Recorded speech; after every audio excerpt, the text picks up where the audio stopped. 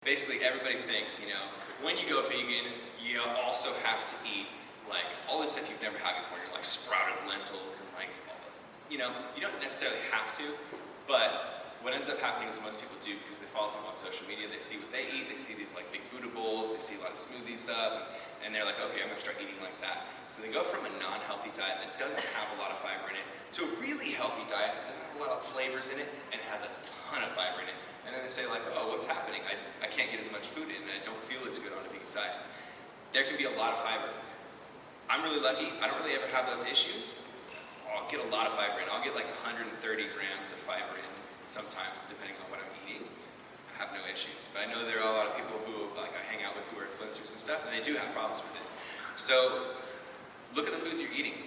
Track them on Chronometer, track them on MyFitnessPal, see how much fiber you're getting at the end of the day, and then see if it's really high. If it is, and you're bloated, that's why. Look into what you can do about that. Try implementing more liquid calories, which can be really helpful if you have trouble getting a lot of food in. And I say this just because this was a good way that I got a lot of calories in when I first started as a little skinny dude, was I would drink tons and tons of mass gainers. And a mass gainer back in the day in the non-vegan world would be like 1,000 to 1,400 calories at once. So this is a lot easier to go through you, and then you're ready to eat the next meal instead of eating 1,000 calories and then trying to eat another 1,000 calories in a couple hours. That's tough. It is really hard on your stomach.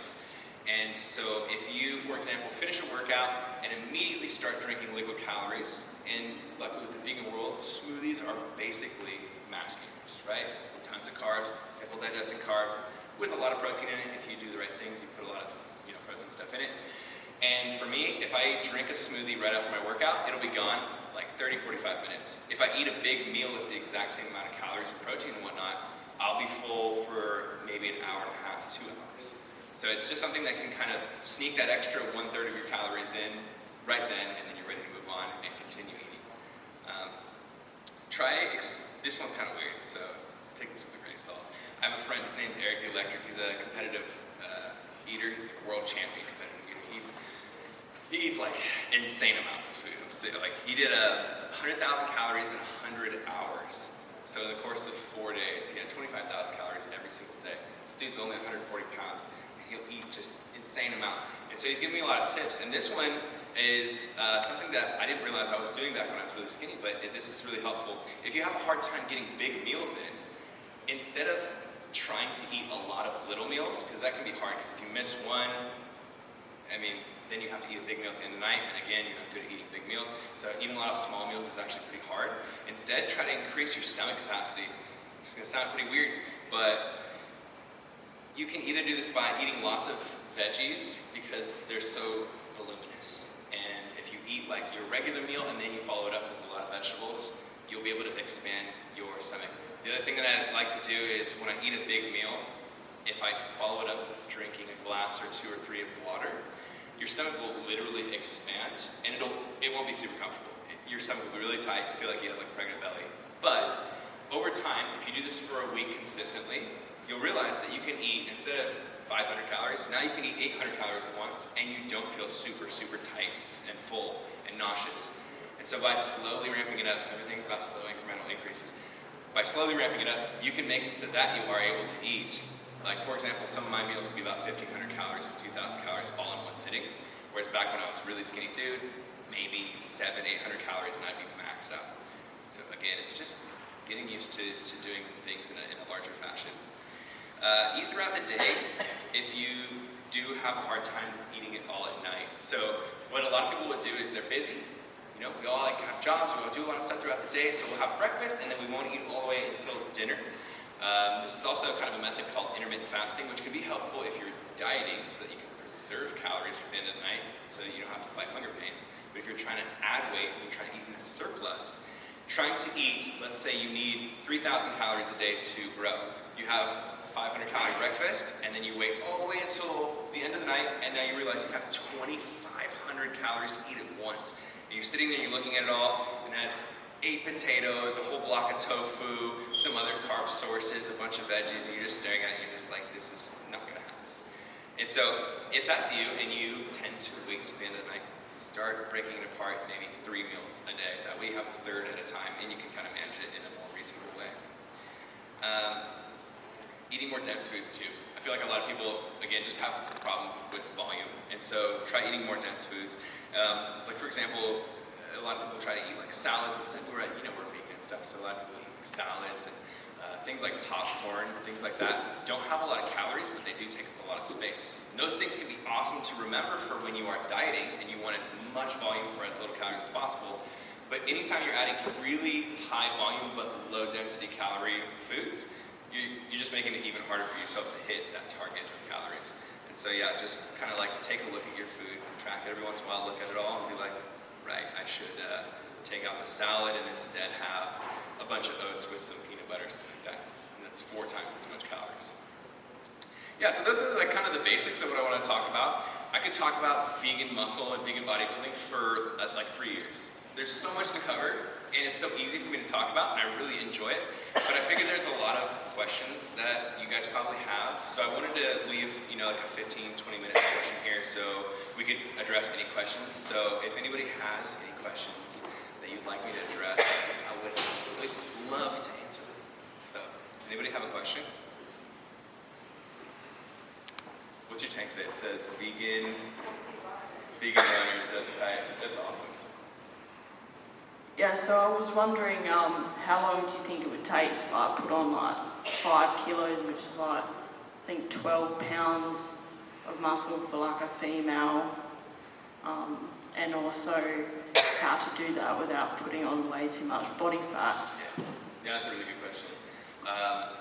It's actually a really solid question. When you're trying to gain weight, a lot of people try to go at it really hard, really fast, and because a lot of people don't have the long haul game, they're just like, what can I do to be jacked, like next month? And then you eat so much calories, you eat a bunch of ice cream and stuff, and then you gain a bunch of fat, and then you're like, I can't see my muscles, I'm doing it wrong, and you diet and lose muscle. Yeah. So you generally want to gain, I'd say, about half a pound to a pound a week, something like that. Would that be the same for like females though? That's a good question. Yeah, actually, I would say a little bit less. Yeah, maybe like a quarter pound to a half pound for females. Yeah, a week. And so if you're not getting that, then you need to eat more calories. But if you're gaining more than that each week, then you need to pull the calories back.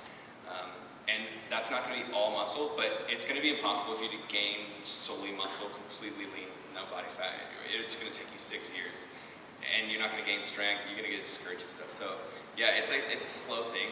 I'd say for 12 pounds or 5 kilos, it would take you maybe like 4, 5, 6 months, depending on how slow you wanted to do it. The slower you do it, the leaner you're going to be able to stay throughout the whole thing. Well, that's not actually too bad, so yeah, pretty encouraging, to be honest. Yeah, that's awesome. Gain that muscle. I don't know if you're going to be able to run as hard if you're like gaining all that muscle. I'll have to put it all in my legs. Yeah. Cool. Anybody else?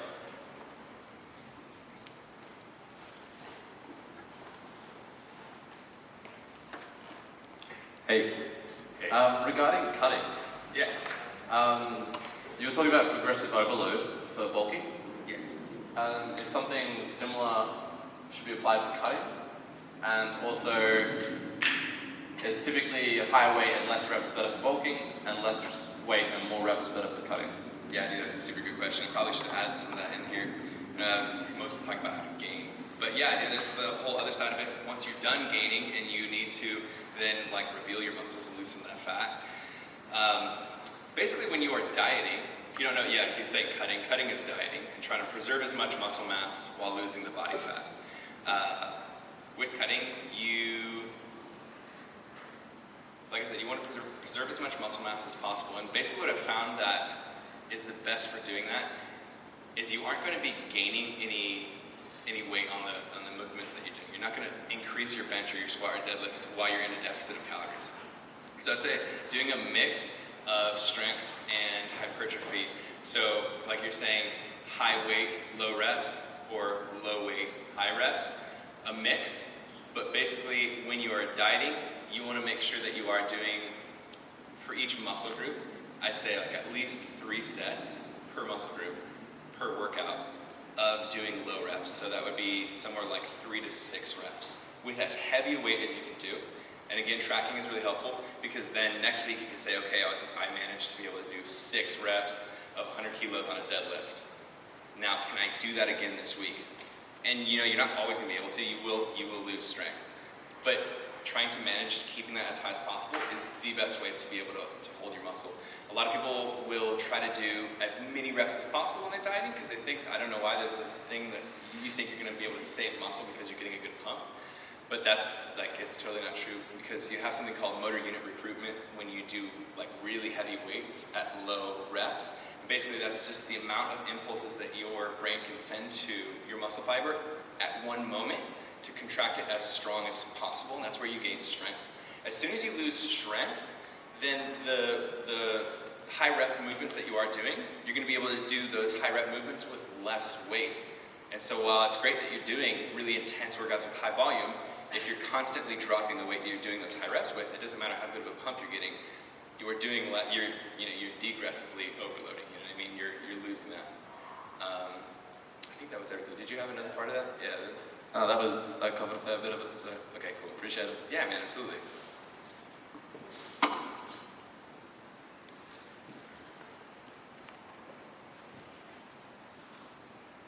You talk a lot about beetroot juice on social media. Can you please talk about that? You're my homie, man. That's awesome. I appreciate that. So there was kind of like a little thing. I think some of you guys have probably seen this. There's like the celery juice movement that's been going on. I think there's a guy named Medical Medium that pushed that.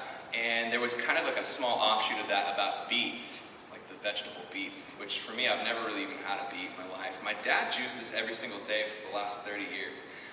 And so he's always been, wanting me to juice.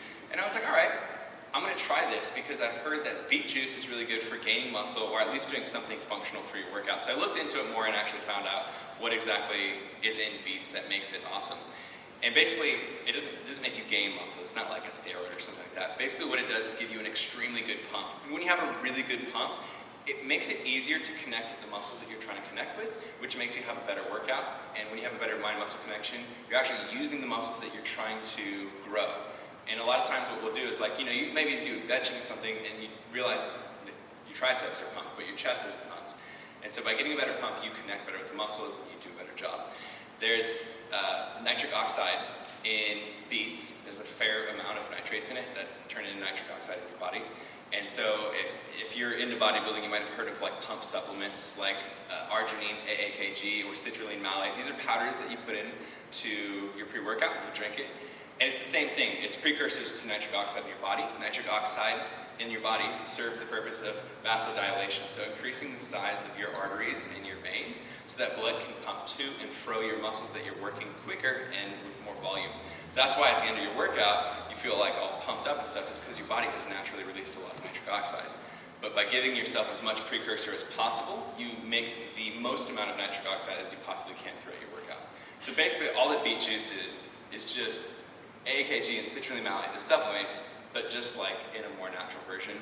And it's way more fun to jokingly eat beets and drink beets and stuff on the Instagram stories and stuff like that. So that's all that is. And also, I don't know if Arcadius is here, but there he is. Yeah, he actually went and got me some beet juice because I was complaining about how I couldn't find it at any of the stores here, and then he brought me a big liter of it. So I've been drinking that. Yeah, it's pretty good. It's pretty sweet. It's gross, mind you. It's disgusting. But try it, because you'll be blown away how pumped and how awesome you feel at the end of a workout. That's a good question. Yeah, if you're going to juice it yourself, it's like 3 medium-sized, 4 medium-sized beets, which would, I'm so bad with the liter thing.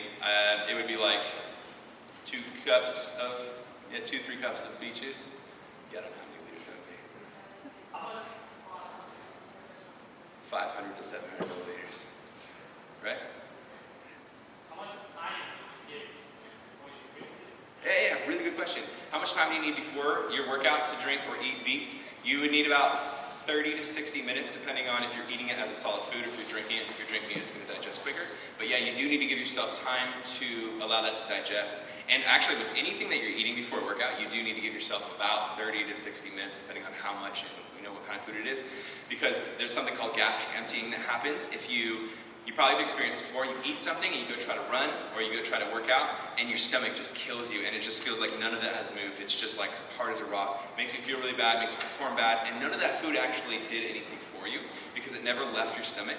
Before it could actually move into your intestines, it you started working out and then your body shuttled the blood away from your stomach and your digestion to the muscles that you're using. So it goes from 3% of your blood in your stomach digesting things to 1%. And so you're digesting a third of the speed. So yeah, you need to give yourself ample time, especially with like eating a big carb meal, a big pre-workout meal. Give yourself that, hour before, and then you'll see, ooh, I'm glad I ate all those carbs because I'm getting a really good pump. But yeah, if you do it like 10, 20 minutes before, you're gonna be like, this sucks.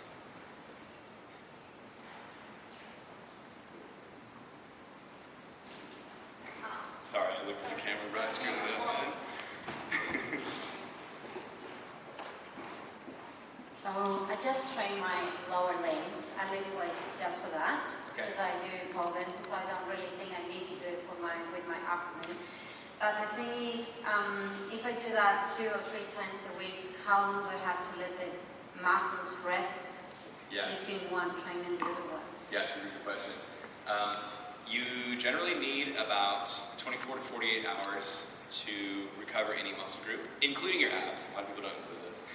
Yeah, you need about 24 to 48 hours, and then by about 48 to 72 hours, depending on how quick your personal recovery is, your body starts to, very slowly, but starts to atrophy those muscles. So the best way to do it is to hit every second or third day if you are trying to grow a certain muscle group. Yeah. And as you said, people most of the time tell you that you need to get 2 grams of protein per kilo. Yeah. So that's not necessary. Yeah. How much do you think should be per kilo? Yeah, per kilo, so like half as much as protein, 2.2. Again, it's always different for everybody. So like I personally have been able to bulk on 110 grams of protein, and I've still been able to gain muscle and strength at the same time. And 110 grams of protein for a dude my size is that's basically, I think it would be like 1 gram per 1 kilo. So that seems really low, and I've seen success with that. And so I'm assuming you probably need even less than that. But basically, I think everybody has a different need. And so if you start tracking and saying like, okay, I'm gonna eat 70 a day and see how that works. And if you're able to make progress on your squat, then it's working. You know what I mean? And so you kind of just do an experiment with yourself. Yeah. Thank you. Yeah, of course. Anybody else? Oh, sorry, yeah, I'm not even paying attention to the time. I could do this for like 5 hours. If anybody wants to talk after this, I'm here. Something that kind of follows on from the previous question is, do you actually recommend any kind of supplements? So going from a meat eater and probably taking a whole bunch of supplements, things like amino acids or glutamine or creatine or something like that. As long as you can find it from a vegan source, do you actually recommend taking any of those? Because most people who are starting this, they might go find starting strength or the strongest 5x5. They're smashing their body 3 days a week. They're going to get the late onset muscle soreness, and over time that will go away. But for myself in particular, I used to find that having an extremely